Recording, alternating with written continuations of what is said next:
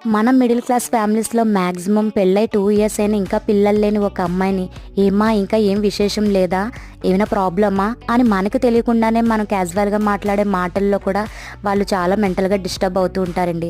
అదేవిధంగా job trials వేస్తూ చదువంతా పూర్తి చేసుకొని ఇంట్లో ఉన్న అబ్బాయిలను కూడా, ఎరా ఏం ఉద్యోగం చేస్తున్నావు, ఇంకా ఏం చేయట్లేదా, మొన్ననే నీకంటే చిన్నోడు వాడు జాబ్లో జాయిన్ అయిపోయాడు అని ఇలా మాట్లాడుతూ ఆ అబ్బాయిని కూడా మనం చాలా హర్ట్ చేస్తాం.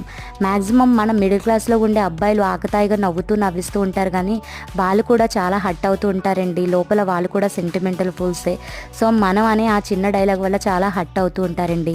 సో ఆలస్యం అమృతం విషం అంటారు. ఆలస్యంగా పెళ్ళిళ్ళైన వాళ్ళ కాపురాలు బాగుపడినట్టున్నాయి, అండ్ అలాగే ఆలస్యంగా జాబ్ వచ్చిన జీవితాలు కూడా బాగున్నాయండి.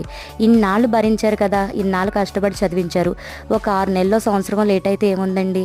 మిడిల్ క్లాస్ ఫ్యామిలీలో పుట్టడం వల్ల మనకి వాళ్ళు కోరుకునే చదువులను ఎలాగో చదివించలేదు, కనీసం ఉన్నంతలోనే వాళ్ళకి మంచి జాబ్నైనా రానివ్వండి.